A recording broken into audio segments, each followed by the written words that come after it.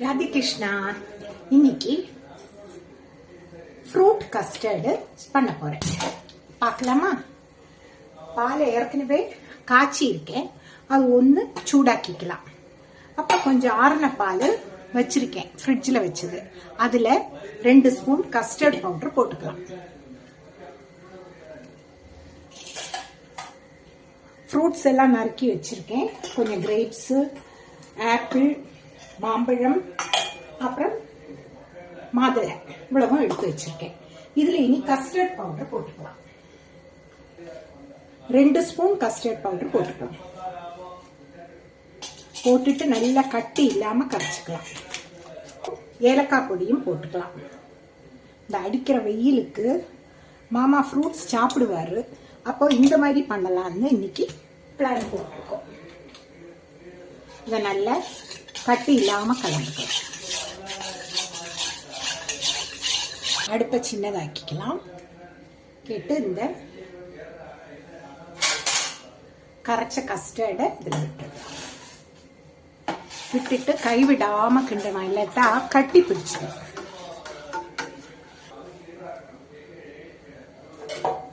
ஃப்ரூட்ஸ்ல திதிப்பு இருக்குன்னாலும் கொஞ்சமா 2 இந்த சின்ன ஒரு டேபிள் ஸ்பூன் சொல்லலாம், குழிக்கரண்டி, அதால 2 ஸ்பூன் ஜீனி போட்டுக்கிறேன்.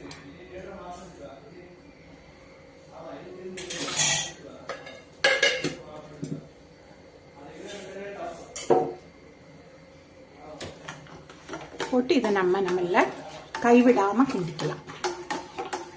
இன்னைக்கு மதர்ஸ் டே கொண்டாடுறான் இல்லையா, அதனால இன்னைக்கு ஃப்ரூட் கஸ்டர்ட் பண்ணி சுவாமிக்கு நைவேத்தியம் பண்ணலாம். குட்டி கிருஷ்ணனுக்கு யசோதை பண்ணி கொடுக்குறாப்புல நம்ம ஃப்ரூட் கஸ்டர்ட் அந்த பாவனையில நம்ம பண்ணி கொடுக்கலாம். நீங்க மதர்ஸ் டே ஸ்பெஷல் என்னென்ன பண்ணிருக்கீங்க கமெண்ட் பாக்ஸ்ல போடுங்க. அப்ப நானும் பார்த்து தெரிஞ்சுக்கலாம் இல்லையா. யாருமே கமெண்ட்ஸ் போட மாட்டேங்கிறீங்க. நீங்க கமெண்ட்ஸ் போட்டா தானே எனக்கு தெரியும் இல்லையா. கண்டிப்பா போடுங்க கமெண்ட்ஸ்.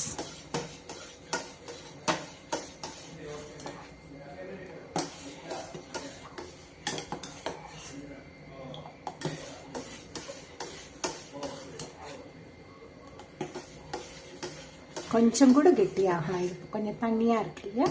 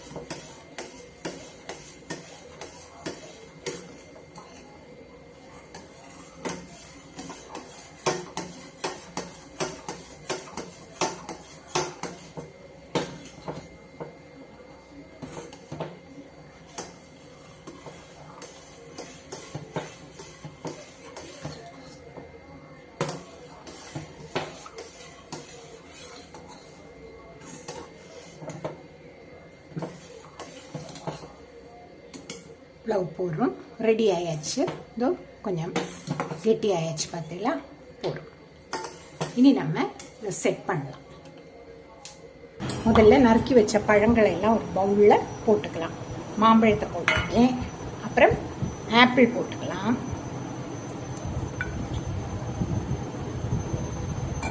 அப்புறம் கிரேப்ஸ், நீல கிரேப்ஸ் போட்டிருக்கேன், அப்புறம் பச்சை கிரேப்ஸ் போட்டிருக்கேன், அப்புறம்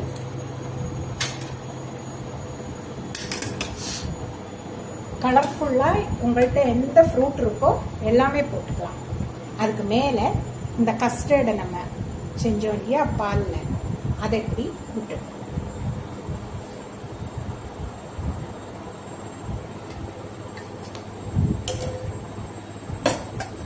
விட்டுட்டு இதுக்கு மேலே இந்த மாதுளம் பழம் போட்டிங்கன்னா ரொம்ப கலர்ஃபுல்லாக இருக்கும். குழந்தைகள் அப்படியே விரும்பி சாப்பிடுவாங்க. இதை இப்படியே சுவாமிக்கு நைவேத்தியம் பண்ணிட்டு